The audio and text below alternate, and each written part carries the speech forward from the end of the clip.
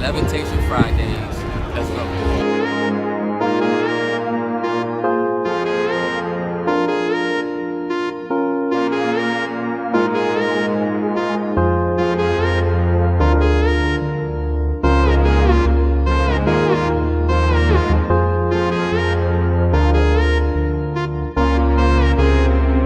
Levi Jones.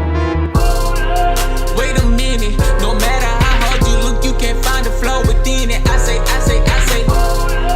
wait a minute, I'm way ahead of you niggas, catch me at the finish. I say, wait a minute, no matter how hard you look, you can't find the flow within it. I say, wait a minute, I'm way ahead of you niggas, catch me at the finish. Wake up, no, it's time to get this paper. Brush my teeth and get a taper. Check the closet, then I lace up. I'm up like elevators on the brink of something major. Got a message for you haters. Keep it coming, it don't phase us. Why? Cause you're losing, no matter what you do. Hey, my name is Marcus Garthe. I'm from Seattle. I'm a acrobatic circus performer, street performer. I've been staying here in New Orleans. What is your dream or your passion? I want to travel the world. I want to live as freely as I can, and I want to do good. I want to do something positive for this world. Okay, and when would you say you found out that was your passion? I always knew I wanted to travel, but definitely, I thought I had to do things the way that my parents wanted me to do it, or the way society tells you to do it.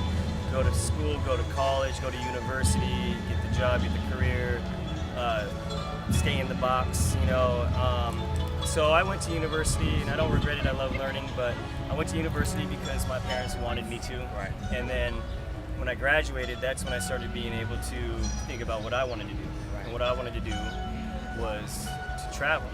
And I've always been very physical, athlete. I love mastering my body, so I also got into circus arts. And it was not my goal to become a street performer or an acrobat or anything like that. My goal was to travel, and acrobatics and street performing and circus arts became a tool for that. So, what would you say inspired you to actually pick up the wheel? Yeah. I was performing acrobatics with a little circus theater group in Seattle called the Kabiri. It was an awesome experience. I was mostly self-taught, so it was the first time that I got some real training, and I got to work with some really great professionals to put together this really amazing show. One of the other acrobats was doing the sear wheel, and he happened to be my same height. They're made for your height. He let me try it. Fell in love with it. I knew from the first time I tried it, I wanted to get one, I wanted to get good at it, so that's what I did. What can you be doing more to pursue your dream or to actually be closer to you? Yeah, this lifestyle is very, very freeing. I have no boss, no time restraints.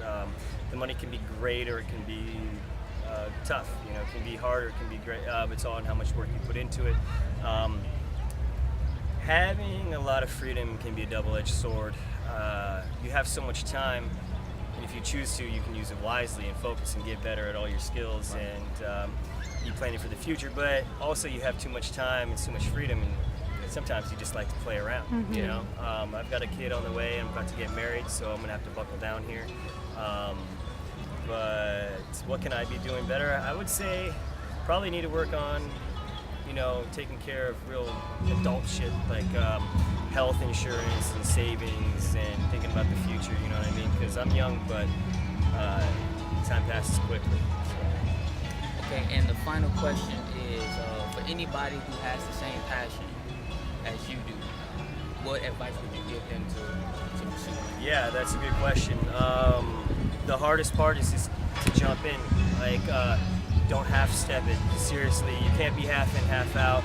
I worked in the restaurant industry, bartending, serving, managing. I was working at nightclubs. I was working 2 or 3 jobs at a time, worked my ass off to save the money so I could take like a month of vacation or 2 months of vacation. Worked my ass off for 3 to 6 months, almost every day, so I could take a vacation.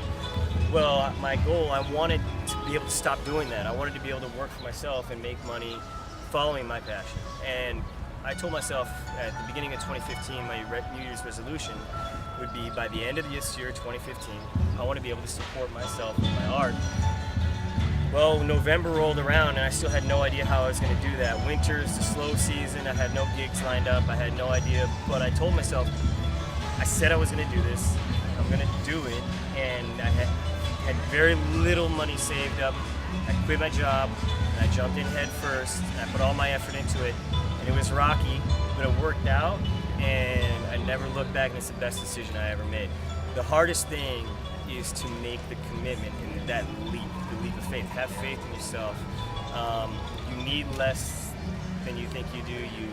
You don't need to have so many things.